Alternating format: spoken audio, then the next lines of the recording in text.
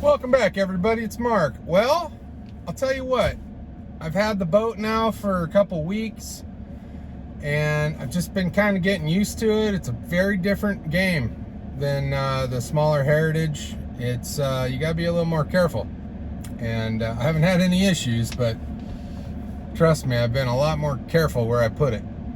So what I wanted to talk about was the purchasing of a used boat long distance. Okay. Most people, I think, try to find one closer to home.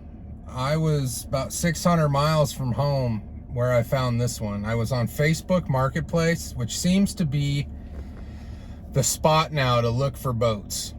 I put a 500-mile radius around Branson, which basically was Galveston to Illinois, Indiana, that area, big circle. I was specifically looking for a boat that had at least 150 horse four-stroke, the Ultrex, and 2 graphs, at least 9-inch. Live scope wasn't a necessity, or active target, whatever the boat may have come with, or Mega 360.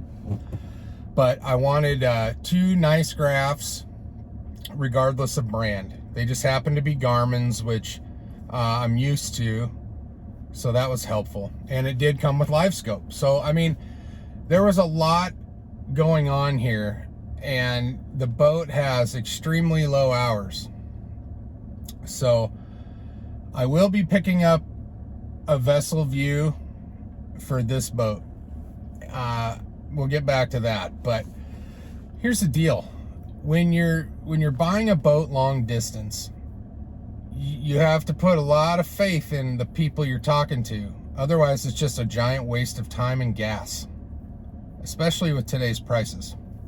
So I had several conversations with the gentleman I bought this boat from. I felt comfortable. I think he felt comfortable later on. He was a little skeptical at first, like, why would I want to come all the way up there? I'll tell you what, guys, go try to find one of these. With what I had on it for the price I got for it, it's very difficult. This gentleman is moving and downsizing, and he needed to get rid of it. I think, it's a shame, but for me, it was a good deal. And I was willing to take the risk and drive up there. The thing is, you have to be willing to walk away. Even though I drove 600 miles one way to go buy this boat, got a hotel, did all these things, and it was expensive. The trip, just there and back, and being there wasn't cheap. So, you kind of got to figure that into the price of the boat. But if you see something you don't like when you go to buy a boat long distance, turn around. It's better to spend $1,000 than spend thousands of dollars and get something in haste that maybe isn't going to work for you or has issues. So my situation, everything was worked out well. It was perfect. It came with the Dalco cover for the Nitro that is, anybody that has the Heritage Classics, that have that Dalco cover know what I'm talking about. It's worth its weight in gold. I imagine it's a little more expensive for the Nitro boats because it's bigger. But it's essentially the same cover. The other thing you got to do before you leave, okay, make sure you have your financing in order, however you're doing that. Don't show up to buy a boat 600 miles away and not have that kind of stuff set up. It's going to be an issue. So that's a key. But the thing that I made sure of before I left my house to go up to Indiana, which was about 10 minutes from Lake Michigan. I was at the very northern part of Indiana where it meets Michigan. And I have a kit in the truck when I travel with the boat at all times. It's got a jack stands. It's got a floor jack. I hate bottle jacks. I hate them. So I have a little floor jack. I got some pieces of wood in case we have leveling issues. I had a smattering of tools, lights, gloves, tape, electrical tape, hand tools, just everything. Oh, and an impact with various sockets. I got in touch with the gentleman that owned the boat before I left and asked him what size lug nuts it had, so I was prepared. But breaker bar, anything that you could think of, electrical connections in case there was a problem with the trailer plug, all this kind of stuff fits in a box that fits behind my seat. So it's not obtrusive. It's worth its weight in gold to be prepared just in case you have an issue when you're hundreds of miles from home. So we went to the bank, and what I did was, this is something, food for thought, you guys. If you go to buy a boat from somebody and they have a lien on it, meaning they have a loan on it through a bank, what I did was I paid off his loan and gave him the difference directly into his bank account via wire transfer. So, and had a bill of sale done at his bank and notarized. So I'm still waiting on the title. It takes about, it's going to probably take a month total, which I have another week and a half or so, 2 weeks before I get the title. But paying off his loan directly to his financial institution guaranteed release of that title. And then, you know, the residual went into his personal bank account, and it's immediate. So there's no hassle in waiting for a check to clear, or because sometimes when you're dealing with money, that amount of money in a check form, there can be holds on checks. And I wouldn't blame the guy if he's like, you're not taking the boat until the check clears. I'd be like, okay. You know, and then paying cash. Cash is king, of course, but I didn't want to pay. I wanted to pay off his loan to make sure that that got done.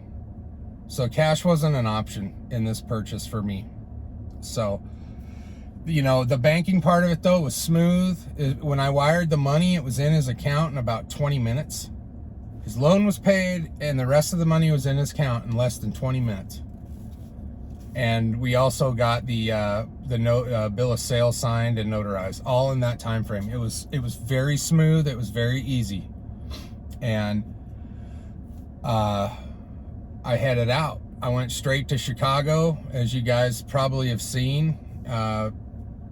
Basically followed the path I did with the Tracker Heritage.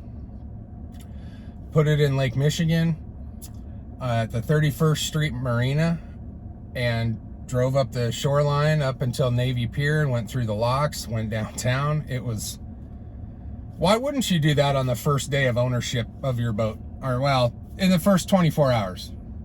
I did it the following day. But Scott, my buddy that was with me in the Heritage when I did it, I went to his house and we did it again together. It was cool. I mean, I did catch a fish this time. I caught a largemouth bass in the Chicago River, which there's fish in there. I didn't give it a whole lot of time to fish, though. Scott wasn't fishing, so I didn't want to bore him to death. But we cruised around, and it was a little different. The weather was windy. When I went out there in the Heritage 4 years ago, it was not like that. It was a lot friendlier, and it was rough. There's a guy that got all upset and said that those weren't 4-foot swells and whatever, and hey, it felt big. Okay, regardless of what anybody says, it was, you had to pay attention, period. So but anyway, and then the drive home, I left Chicago at, I don't know, 6 in the morning. It was very early, 5:30 maybe, and I drove straight home. It was easy. It was safe. The boat made it home in one piece. Again, no issues. So we have, a lot to do to this boat. I cleaned it thoroughly. It wasn't dirty. It just had dust on it from being in a garage. But so far I haven't found any flaws that I'm upset with, for the exception of whoever wired the fish finders on this boat used THHN wire, solid copper wire that you would use like pulling wire through a conduit on a commercial job site. I happen to have a bunch of marine rated wire SO cord that I've had for years due to all the modifications on the Heritage. So I will be rewiring those graphs. That to me just didn't make sense, but it doesn't affect anything. It just, to me, doesn't look good. So that's gonna happen. I will probably be adding another graph up front, at least a 9-inch screen to go, and I want to have one solely for live scope. So that's happening. The sea light pole, and thank you for whomever told me who makes that sea light pole that has the transducer on it for live scope. That's going on the Heritage. The new owner of the Heritage, whoever buys it, is going to have a pretty set up boat. It's going to be a crappie killer for sure. It's going to have everything. So that's coming off, and I'm putting the live scope directly on the Ultrex, and we're going to go with that. I'm not a crappie guy, so I don't need to be stationary and have a separate pole. I've used the live scope a few times since I brought it home just to use it, and the guy has it set up dynamite. I could see things great, but I'm not a big fan of a separate pole. I want it on the Ultrex shaft where I can articulate it as I'm fishing. And for the most part, you guys, when I bass fish, I'm moving. I don't sit still very often, so I don't really need the live scope to be on a separate mount. And that's about it, you guys. Other than that, the boat's pretty ready to go. The talons are awesome. I didn't know if I was gonna like the talons. I didn't know if I was gonna keep them, but ultimately what I've found is they are handy, especially when I'm getting in shallow water. Today I got back into some coves, pinned it where I could just sit there and make casts and cover the whole back of a cove without having to put myself in position to screw up the boat. So that was cool. I also use it every time I launch and retrieve the boat. I pull up to the shoreline, and about this far from shore, I hit the power poles, or the talons, and they pin it right to the ground. Boat never touches the rocks or gravel or whatever. It's like this far away from it. Hop off, go put the truck in the water, release the talons, put the boat on the trailer, and carry on. So it's been an awesome 2 weeks with this new boat. Of course I'm gonna miss the Heritage. That boat is a big part of my life, but like all things, you know, we move on and do different things. But the main thing that's going to happen here is nothing's changing with this channel. It's going to be the same channel. I am going to do like an oil change on the 150. I know you guys don't have 150s, but someday you might. Any kind of installation stuff I'm going to go through, but we're still doing giveaways. We're still going to have a tournament. We're still doing all of this stuff. And I hope you guys stick around and go along for the ride. I can't wait. I cannot wait for May 20th and 21st. We have a ton of people that have already made reservations. This is exciting, you guys. There's more people involved right now than there were last event in 2020. We missed a year because of COVID and lack of interest. But this event coming up in 2023, I can't wait to see all you guys again and new faces, and we're gonna have a good time. And like I said, if we can get, I believe it's 60 boats or more, first place is going to be $5,000 cash. So that's a lot of dough, you guys, tax-free. I hope, and like I said, I hope everybody that can make it makes it. If you have any questions, please reach out to me, and I can hopefully answer anything that has to do with that or anything else, boat related or fishing or whatever, what have you. So you guys, thanks for watching. I'll be back. Take it easy. I'll see you real soon. Have a good night.